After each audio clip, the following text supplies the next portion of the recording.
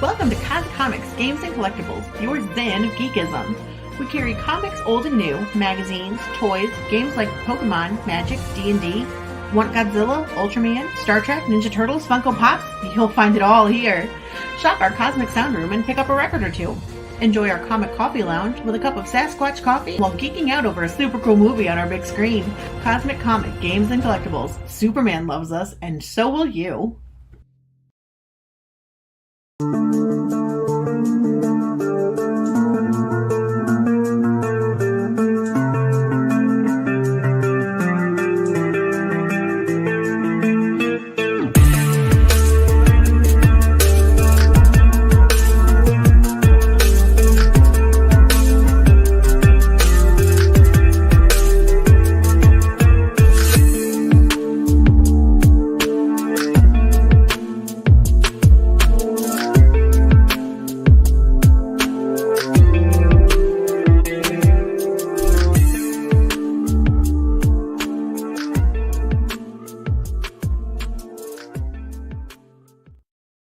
Hi everyone, Jason Hunt here, inviting you to join us every Saturday morning for news, the week's headlines in science fiction, fantasy, horror, comic books, video games, plus Comic-Con updates and the weather, and the occasional interview along the way. We call it Good Morning Multiverse. We hope you join us every Saturday morning at 11 a.m. Eastern, 10 Central, right here on Sci-Fi for Me TV.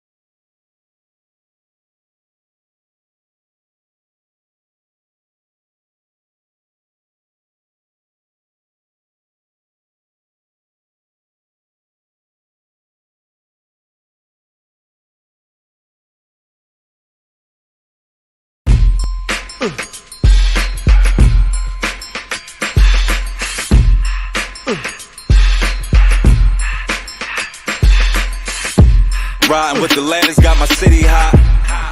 Big stepper, who wanna rock? Riding with the ladders, got my city hot. Big stepper, who wanna rock? Riding with the ladders, got my city hot. Big stepper, who wanna rock?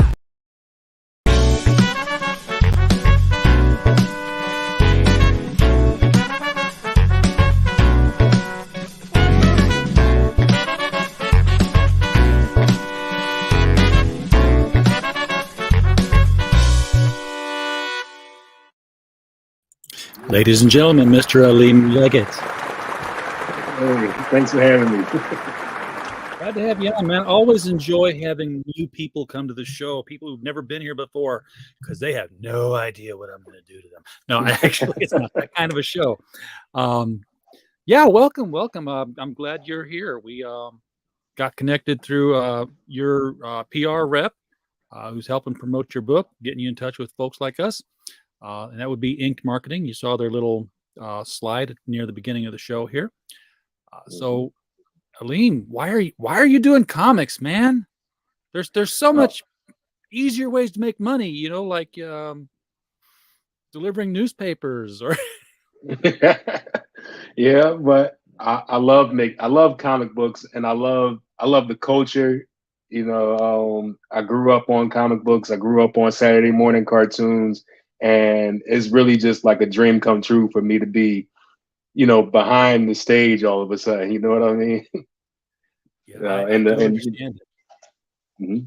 It's I've tried writing a comic script. I'm like, I've been reading comics since I was 4. I'm 55. I've seen comic strips. I know what I'm doing. I get page 1 back. Oh, I should have said that thing was this, shouldn't I have? You totally misinterpreted that, but it's okay. So I'm not as smart as I thought I was. Do you remember what your introduction to comics was? Your first comic? Oh man, I don't remember the title, but my earliest memory of a comic book, and this might just be because it stood out to me more, was there was a Spider-Man comic book. I had like kind of a metal cover, and Spider-Man was like embossed, kind of sticking out of the book a little bit. Does that sound familiar to you at all? I I had that book, man. I kept that for a long time. They did that with a lot of different titles. I can't remember Oh which yeah, Spider-Man that might have been, but oh it was yeah. either a number 1 or a number 300. Um, Oh, okay. That's the secret Probably, behind it. yeah. They Mhm. do it for special numbers, and if it was the 90s, might have even been a Todd McFarlane book before he moved on to I'm pretty Spawn. sure it was. Yeah. Yep. I'm pretty sure it was.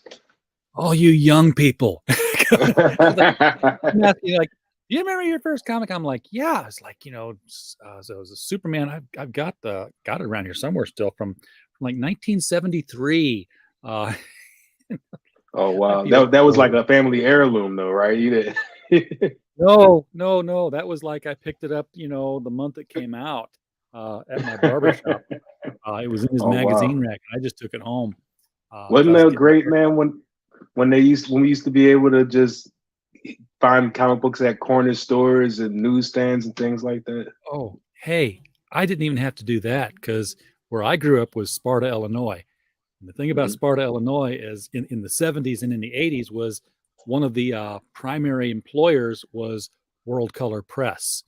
All the comics in the world were printed in Sparta, Illinois, Oh for man. good portion of the history there. So people were just taking print runs home like day old donuts at the end of the Wow. day. So yard sales were my comic stores. You find somebody who worked there, you just go to their house and you take stuff. Wow. So it was fun. Woody's in the chat listening in. Wants he's already hitting the sweet pea olive oil connection here. It ain't that. Uh, Mike Walters is out here liking and saying hi, and he's going to be starting his show for the mic stand at the top of the hour. So when we're done here, do go over and get all your niche news in anime, manga, professional wrestling, and comics. And yes, just like you, Mike, Alim did get into comics through the cartoons at the same time. I think a lot of us had the parallel paths. If you were a comic book reader, uh, well, first of all, during my era, if you were a comic book reader, around summertime, they had the fall previews for Saturday morning cartoons right there in a center page spread.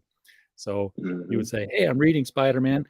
Oh my gosh, they're going to do a Spider-Man and his Amazing Friends cartoon. I am so there every Saturday morning. Uh, for you, it was X-Men, X-Men on Fox. X-Men on Fox. That's right. Yep. Yeah, didn't I miss a saw one. saw what happened. Got to see Morph go out like maybe 10 times when the series started back over. I still remember Wolverine saying Morph, no. Yeah. It was, the first time I can't remember if it was in the X-Men cartoon or if it was in the Spider-Man cartoon before that when Wolverine first showed up, which, by the way, he did with an Australian accent for no reason whatsoever. But they cheaped out on the animation early on because they threw him. And I want to say it was even early X-Men series. He gets thrown by a Sentinel and he's going off into the distance, but he's staying the same size. He's going over the mountain, but they didn't shrink him down as he went. Oh, So I gotta find that clip Wolverine at somewhere. the end of it. It was hilarious. Yeah, Mike's was the Super Friends, which ran for decades under various different titles.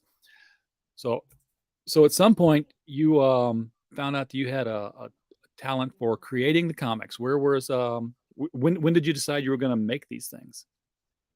I decided that I was going to. Well, I always had a passion for just creating stories for characters, even as a child, because I'm a bit of an artist, so I like to draw, and then I draw a unique character, and then just create a backstory for them, and that went on through life, and then right at the beginning of 2020, I drew these characters. I was bored at work, about to end up on furlough, but I didn't know it. And I Oh, said, man, I would love to make characters. I would love to make a book for these guys. That's posted still on Instagram somewhere.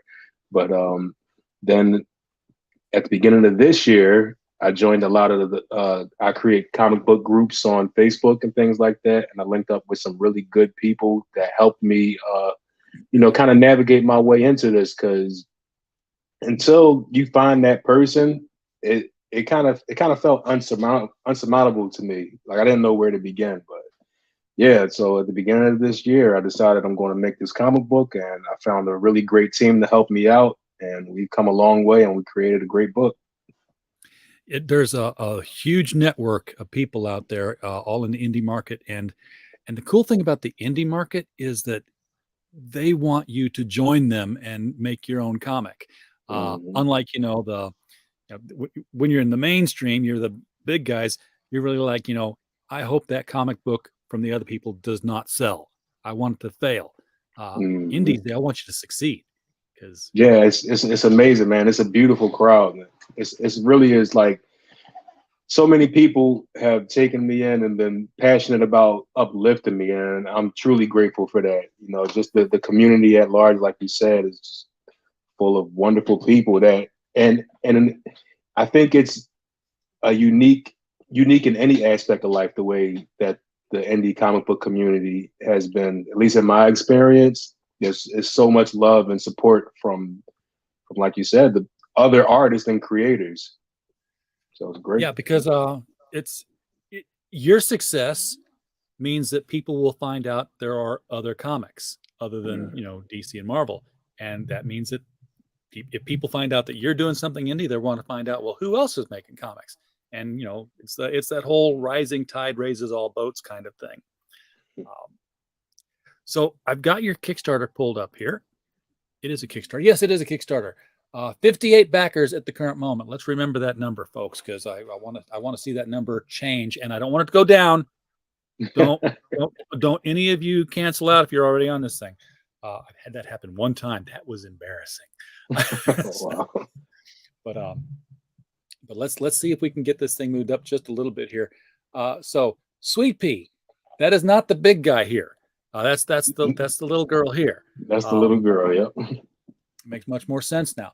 Now I did read this. I told you I might not have time. I found the time.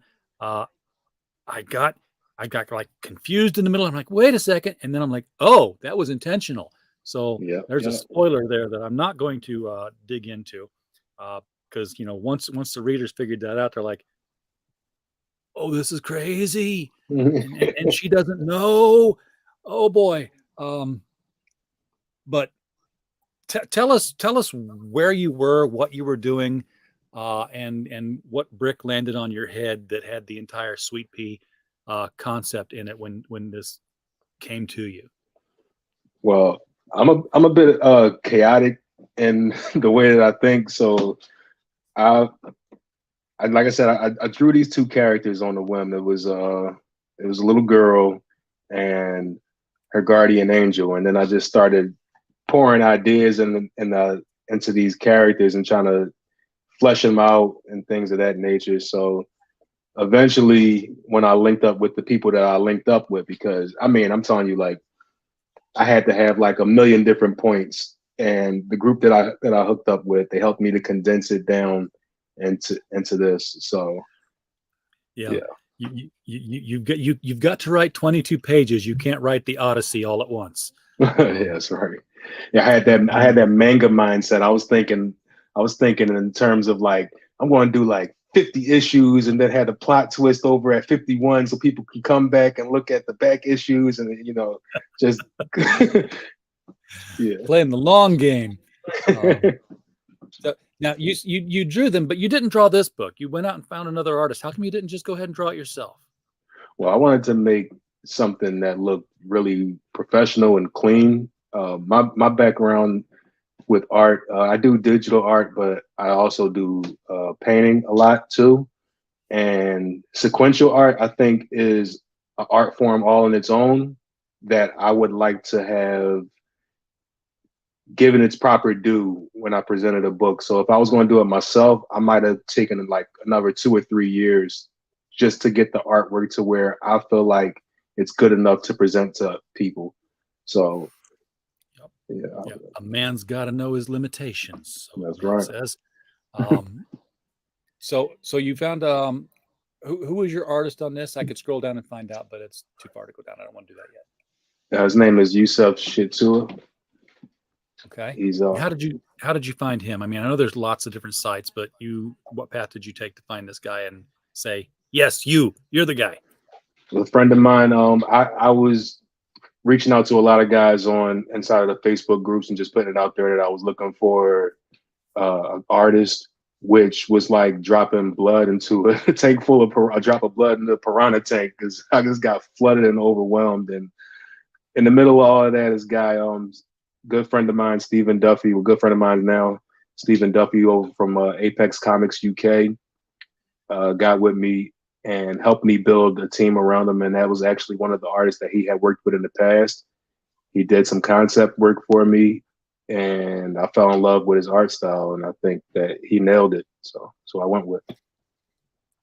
It works for this. So I scrolled down expecting to see the first page of the PDF that I read. No, this is not how I'm going to do this. What would you call this? I mean, it's sci-fi, but it's not sci-fi. It's horror, but it's different. Yeah. See what I was trying to do is, have you ever did you watch Adventure Time? Did you ever see that show? I avoided Adventure Time like the plague. Oh, really? Yeah, it was not my cup of poison. Yeah, well, it's kind of like it kind of looks like a children's story, but it's also very dystopian at the same time. So I like that. So it's like that, and it's like The Last of Us, and it's a bit like The Boondocks also. So the idea that I wanted to execute was, it looks kind of, sweet and childish on the outside, but once you get into it and in the nitty gritty, there's a lot more intensity inside of the book. So I wanted to kind of force those two things together in a way that worked. Yeah, it is kind of The Boondocks meets Resident Evil. There we go.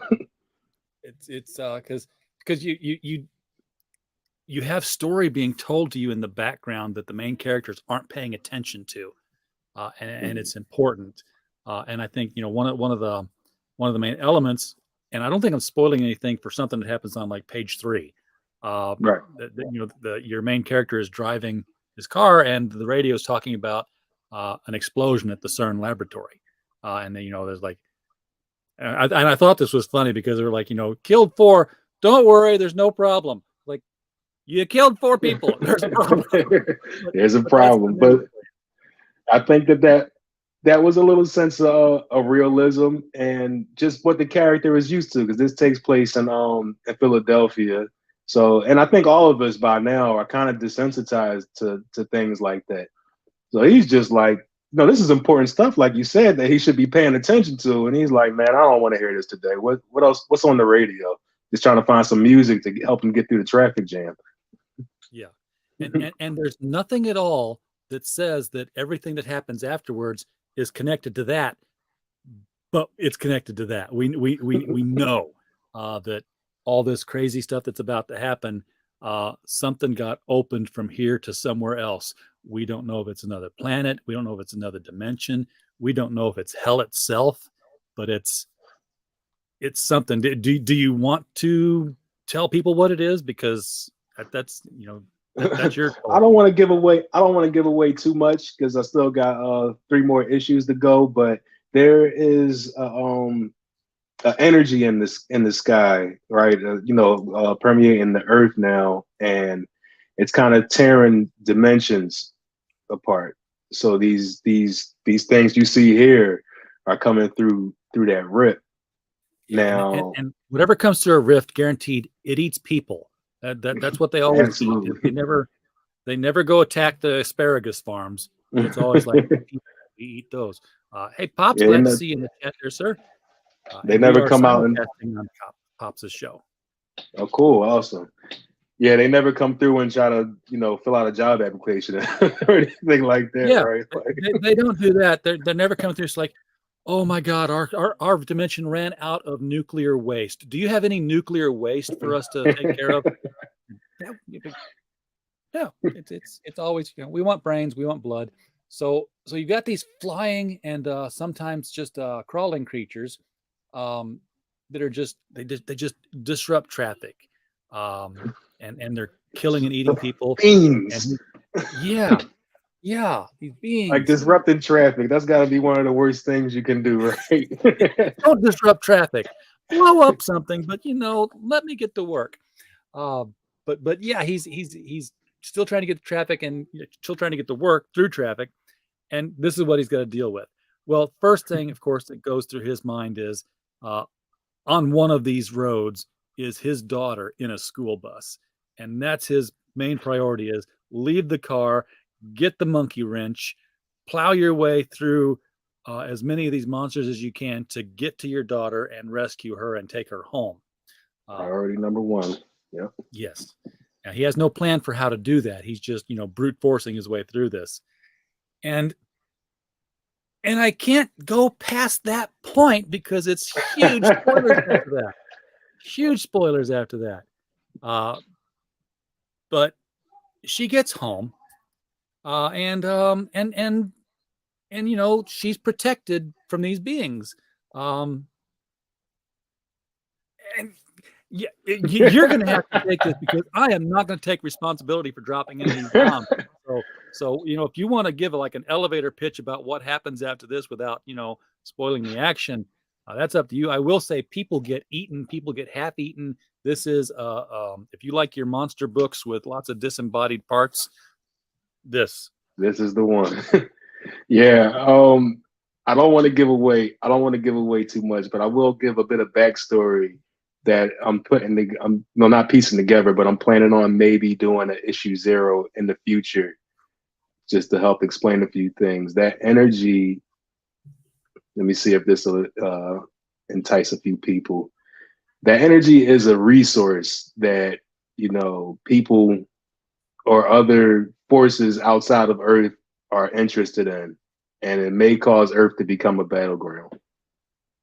So it already happened. The battle is on right now, and you can see Marcus cradling Imani here. Imani's small. Either that or Marcus is big, because I know she's supposed to be a teenage girl, but I look at her and I'm like, she looks like all of 8 sometimes. She's very, very small, but that's a purpose for that too. She feels. It's not that she feels small in her dad's arms, but he just feels like a giant when he's holding her. Yeah. I mean, she doesn't act like she's 8 when she's on the bus and she's interacting with bullies and she's interacting with her best friend. This is definitely, middle to high school level conversations.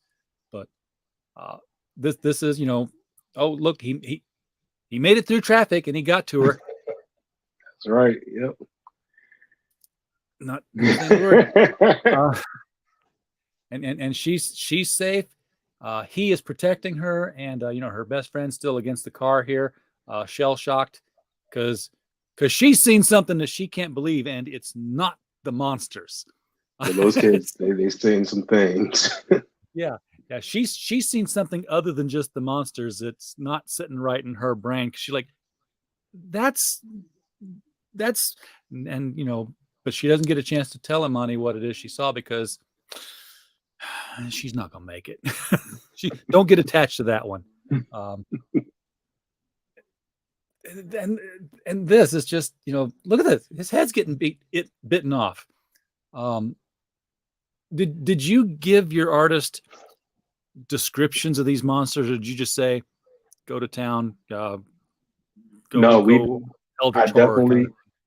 I definitely used my level of, my limited level of skill as an artist to do some concept designs, and this was one of them. Now he took it and turned it into something that I love. But yeah, that was one that came from me. But the point of these monsters, we had a long talk beforehand. I wanted to really illustrate real life violence, and that that children see inside of these inner cities, but do it with the monsters. So that's why that's all there, and so vivid and extreme. You know what I mean? Yeah, they're kind of like reminded me of the remember the Ghostbusters, and Gozer had the giant dogs that were kind of out there. They were demon dogs, I guess, but it kind of reminds me of those, and all the other creatures that were flying around when he was coming through his portal. Oh yeah. Now this is backtracking again before what the scene we just saw.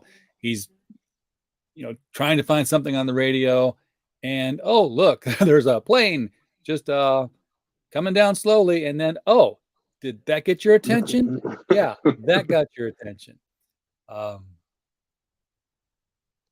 And then he actually, once he makes it to Amani, the sharp-eyed reader might notice that he looks bigger than he ever did before. He looks more buff and stronger and more aggressive. So and even the energy around him, there's something super about him at this point, at these places in time. Right.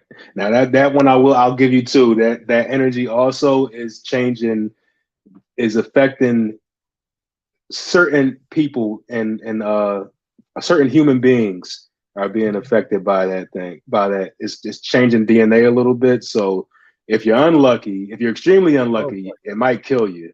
It might have no effect on you, or it might give you some kind of powers. I was I've been binging the new Doctor Who. I don't mean the immediately new Doctor Who. I mean from the time that Christopher Eccleston took over and just forward. So I'm into the old Scottish guy now. I keep forgetting his name. But they did the episode with the superhero where his DNA was affected, and he's visiting him as a young boy. And he's reading this book about Spider-Man. He's like, why do they call him Spider-Man? He's like, because he got bitten by a radioactive spider, and you know what happened? He got leukemia and died. Yeah, most likely, right? That's the unfortunate thing when your genes are modified. It's like, it's radiation poisoning. What's he doing? No, he got spider powers. That would never happen. I gotta check out Doctor Who, man. I've heard too many good things about it not to have seen it. That's like a badge of shame by now, right? Oh man, yeah, especially since it's 60 years running. I mean, you don't get that far for no reason. No, I got into the newer stuff because it was on hiatus for a long time. But I've got the website. We do reviews of DVDs, and BBC reached out to their PR and said, hey, here's the David Tennant Doctor Who Christmas specials. Do you want to review them? I'm like, sure. I haven't seen Doctor Who in a long time. When I had watched Doctor Who, I was a kid, and it was on PBS, getting syndication that way. And it was like Tom Baker was the doctor, the guy with the big teeth and the long scarf and the floppy hat. And I remember they had an energy enemy. And even as a kid, I could tell that energy being was the result of hanging saran wrap in a doorway and shining a flashlight off of it. I was like, that's cheap. So I started watching the David Tennant ones. I'm like, holy crap, who died and left the BBC a budget? Because it was like good. And it was well done. And it just started getting better and better. Now I haven't seen the last Doctor they've done. So I've heard mixed reports. But I will suffer through it and watch it if it's bad, because I want to get to the new stuff that's coming up. But yeah, if you haven't watched it, you've got to. I'm going to start tonight. I'm going to search it up and try to find it, and it's on HBO Max. Got it. I'm there. Okay, yeah, just start at the beginning. It'll start you right with the Christopher Eccleston version, and he was the Doctor regenerates. That's you know how with James Bond they just replace him with a new actor and nobody really notices, Hmm. and they won't do that with Indiana Jones because they have to leave a legacy now. I'm like, no, just get a new actor. It works fine for James Bond. Well, they do that with Doctor Who again too because 60 years actors want to go do other things. So what they've done is he's a Time Lord and they've given him regeneration powers. So at some point in that actor's arc, he will die as a character, but is like this huge energy explosion and it subsides and there's the new actor standing in his place. So he's got this sort of immortality thing going for him. He just takes on new bodies. Um, Loses memories, gets a little crazy for a while until he settles back down, has to find out what his new self likes and doesn't like and how he acts. So it accounts for different personality traits and everything else. It's really a lot of fun. And like I said, 60 years on now, it's not hitting its 60th anniversary. Something Sonic Screwdriver was not lame. It's a screwdriver and it makes noise. It's Sonic. That's his tool. This is really an iconic picture, though, and that is a page from the book. So I'm loving that. Wow, these are all the pictures we got, which is good because, honestly, it's not too far into this story where you figure out where things are going, and I can't talk about them. There's big twists inside of this book, and a lot more to come to. Now, you said 3 more issues. Is this going to be a 4-issue arc, and then it's done? No, this is going to be a 4-issue arc that introduces you to the story. I'll keep doing these for as long as I'm alive. I think I'm loving this feeling, and I think this is going to be my drug, man. I got to get another book out. I want to get another book out in like the first quarter of 2023, if possible. You know what I mean? I like doing this. It's fantastic. Well, you're set to deliver this one in January, and it's done, folks. I've read it. The thing is finished. He's just got to send it to the printer. Maybe you already have done that too. But we've got to get it funded in the next 18 days to print. So there's a $6,000 goal.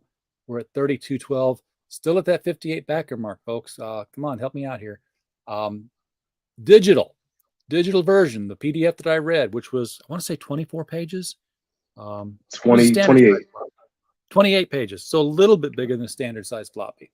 And that's 28 pages, no ads. You can get that digital copy for $5. So $5 will get that digital copy sent to you. They're going to have to wait till January to get it, right? You're going to fulfill it all then? They will. Actually, it's done. So I put that date a little bit further out just to give myself some wiggle room with things like any print and shipping issues that might come up. But that digital, right, I can push that out as soon as the Kickstarter is over. All right. So 18 days left. You'll get your digital copy right away for $5. For $10 for the physical copy, it's only $5 to ship it. So that's $15 for the physical book. That's a fantastic deal.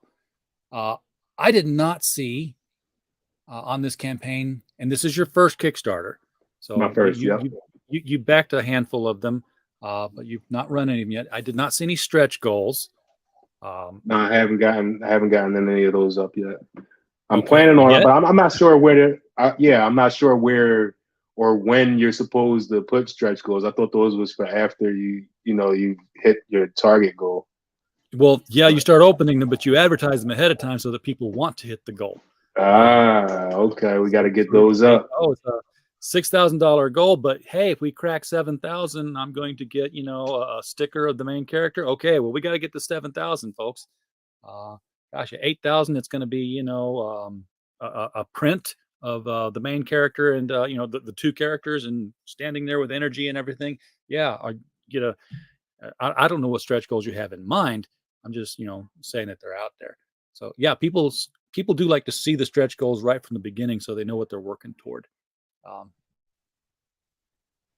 For $12, you can get the digital and the physical. $5 shipping, so it's $17 still. But you're gonna have to pay $5 shipping anyway. And what's this? The Icky Sticky Bundle. That's, Yeah, oh no, this is the it was sticker. late Okay, when I. Just the stickers, yeah. was there an image of the stickers down here that I didn't see? I have them in the add-ons. I gotta put them. I guess I gotta move everything onto the main campaign page. Yeah, Huh? you gotta give us pictures here. We Yeah. need visuals, They- because that's one thing that Kickstarter won't do is let you put pictures over here where the slider bar is. yeah. Unlike Indiegogo, which does. Okay. Yeah, we want to. Yeah, I just gotta move them over. They're over there inside of the add-ons, but yeah, that would be best. I'll do that tonight, actually. Are they all drawn by the same guy, or did you get a different artist to do stickers? I had a different artist do the stickers. They're little chibi stickers. That was my next question. I was like, everybody does the chibi stickers. Mhm. Little big head babies. Yes. I don't. I mean, I get the like, but I don't get the origin of the like. Why are they such a thing? But they I'm are. not sure, but they're And I certainly appealing. have plenty I of do them. like them. They're like two-dimensional Funko Pops. There you go. Yep. $50 signed, sealed, and delivered. For this, you will get your digital copy, your physical copy, the sticker bundle, and a signed pinup poster. Who's doing the pinup and who's doing the signing? So my the artist that the book is doing did the poster. I'll be doing the signing, and again, that's also on the add-ons. I'll be moving that over to the main page tonight, so you can see what that looks like easily. All right, so if you don't want to get all of this here, you can just get the main book, go into the add-on, say, yeah, give me the pinup too, skip the stickers or throw the stickers on. That's the lovely thing about add-ons is it's just an a la carte system.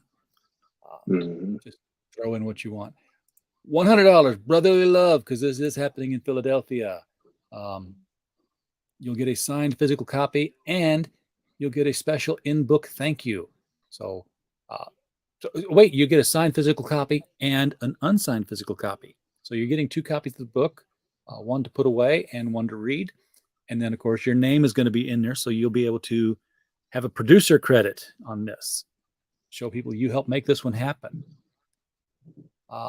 And all gone. Somebody took the one shot of, oh, dude, how did you only have one of these?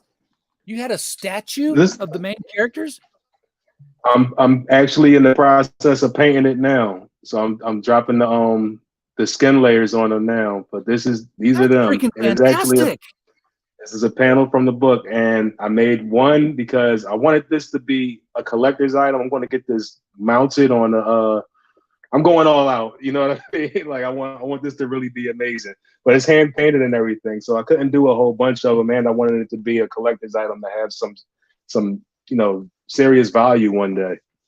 Did you use a 3D printer for that? Yep, I had a 3D print it. That is gorgeous. So somebody got that, plus all the signed pinups and copies of the book, the digital and their producer credit. So $800. That was did that go day one? Pretty much, yeah. Yeah, the guy was right on top of that. Yeah, I bet. I mean, when there's only one of them, and that was a quality looking piece of art. So that got you off to a good start. You're going to have this delivered in January and well, February for the one that you're still painting on, probably. But now some of these say February and some of them say January. I know it said January at the beginning. It might be the digital might say January, I think. Yeah. And then the rest probably say February. But again, that's just to give myself some room for any issues that I might my first book. Yeah. So any issues that I might come across with the getting them printed and everything like that. I don't know if I have to send them back or what that looks like. So true. But actually, because the book is done now. It's all done, but we publish here as well through Critical Blast Publishing, and you send it to the printer, make an order, and then 2 weeks later they're getting to it. So you're queued up behind people all the time. Yeah, I'm going to So you don't start know how now. far I'm going to back. start that process now and try to get a sample back soon, so Yeah, that at get your least I proof copy. know. Yep. Who So at who are least you then I using for know. a printer? I think I'm going to go with Comics Wellspring. Good folks. Good company. I ship Yeah. a lot of their books out because that's the other thing we do is we're a crowdfunder fulfillment agency here. So Oh Comics wow. Wellspring sends a lot of boxes our way, and they do make a quality product. I think you'll be happy with what you get from them. Yeah, I think I might need to hit you guys up, man, because the Hey, fulfillment is the other thing that I'm like, what am I going? How's that going to look when I got, a room full of boxes to ship out? I'm sitting here looking at $5 shipping. I'm like, how the hell did he pull that off? Because I get things done cheap, and I Yeah, can't do it for $5 a book. I don't know. I don't know what you were. What we'll talk offline. I'll let we'll you find talk. out. Yeah, But figure it I out. got to figure out what your trade secrets are here.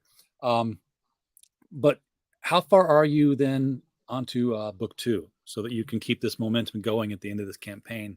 Because you want to fulfill, you want to have the next one launched when you're fulfilling. I've got the bones. I've got the bones done, and now that the Sweet Pea is completed, I'm going to start moving further onto it. But I'm really just every day focused on this Kickstarter right here. I want to make sure that this is successful. So that once this is done, I'll really be able to dig 100% into number 2. And like I said, I want to have that out first quarter, maybe maybe April. I want to be able to be done with that book, issue Okay. 2. You said you want to keep doing this forever. Are you when you say, are you talking about like stories in this world, or specifically focused on Sweet Pea and her journey through this world? Well, there's a lot more characters that I have in store, and like I said, with the 2 factions, and then Earp's response, there's a whole lot that I can do with this. But these are only 2 characters from a really, really, really long list. We're talking about, if I really sit down and think, we can go back to maybe like 8 or 9 years old. I've been making characters and creating stories from. It might only be a fraction, but that seed is enough to grow something amazing from. Yeah. So And yeah, so sweet. so you're going to have more characters like Marcus, or like Marcus in the fact that they're special. Yep, there's definitely going to be issue 2. Is issue 2? You're going to meet another special under that's in a different circumstance than our main characters here, to give you a little bit of a show you how other people are dealing with this thing. So it's not just like a sandbox or a bubble. I want to have like a broader scope of the world. Yeah. Yeah. Yeah. Now, are you making plans for conventions to take these books to your local comic conventions, or to your local comic shops? Have you showed it to them? Yep, I've shown them. I've been putting flyers up inside of all the comic shops. Now that I've got the sample copy, I might take it down to a couple of guys and ask them what they think about it, and think about having it put in. See if I need to put any kind of special barcodes on it or anything. And as far as conventions, absolutely, I can't wait to get out to conventions and pull a table out and see how it does. See how I can do there. Have you gone to comic conventions before? I mean, you're a comics fan. I figure you've gone there, but not as a salesperson. You go as a fan. Yeah, I've been there as a fan, and I learned that you either got to leave your kids at home or take a whole lot of money. Yes. Yeah. Well, either way, you got to take a whole lot of money. Yeah, If you either want to really way. enjoy it, because there's stuff to buy there. It's Yeah, all cool, and you can't get yeah, it's anywhere all but cool. there. You meet a lot of great people there in those places, though, man. The energy inside of the conventions is always great. Yeah, you really do. And what's more fun, and you'll find this out, is when you go to the same convention as a vendor the third year, and it's like you're sitting up with all the same people you sat up with before. You've got this new network and this new family of people that you see a couple of times a year, because they're from all over the country, and they're coming into these spots. I vend at science fiction conventions in the Midwest, And I as I'm sitting around, I'm always looking around. It's like, where's this person? Where's that person? There they are. Hey, how you doing? Haven't seen you in a while. Awesome, man. I can't wait. Can't wait to join the family. It's gonna be a thing of beauty, man. All right, I think I talked about it as much as I can without venturing into spoilers. We've seen the items for a first campaign. Yeah, get your add-on pictures on there, but at the same time, you don't have a whole lot of add-ons, which is good because you really want people to focus on the book right now. Get them to love your characters. Then you can come in later with, T-shirts and everything else because now they love your characters and they want to represent them. That'd be easier, an easier sell. Come back when issue 2 is ready. We want to see more of what Sweet Pea and Marcus are going to be doing. Sweet Pea's her nickname. I call her that, but her name's Imani. Her name's Imani. But Sweet Pea's just what her dad calls her, right? That's right. Yep. That's it. That's his Sweet Pea. So there you go. Why did you pick that to be the name of the book? Well, again, I wanted to create that contrast. You know what I mean? So, and at the end of the day, it's about the innocence of Imani being challenged by an extremely violent environment. Okay. So the name Sweet Pea kind of pulls you back and keeps you anchored inside of that place of innocence, being confronted with, like you said, monsters dismembering people in the streets and things like that. I see her 6 issues down the road. She's gonna have a rail gun strapped to her back. She's gonna have hand grenades dangling off her Hello Kitty backpack. She's gonna get uninnocent and rough real fast in this world to survive. But that's a supposition. I can't say that for sure. All right. Alim, thank you so much for coming on, man. Do appreciate talking with you about your book. Want to have you back for the next one. If you'll be sure to reach out to us, make that happen. I would love to. All right. And everybody in the chat, thank you so much for being here tonight and supporting us. We don't have a show without you being here to watch it. And as always, while you were here, if you're watching this on the replay, and I should have told you all this up front, the link to the Kickstarter is right there. Just click it, and you'll go to the thing that we've been showing you this whole night so that you can throw some money at this campaign, get the book that you want, get the package that's right for you. And as always, while you were here, we just hope you had a blast. Good night, everybody. Thank you.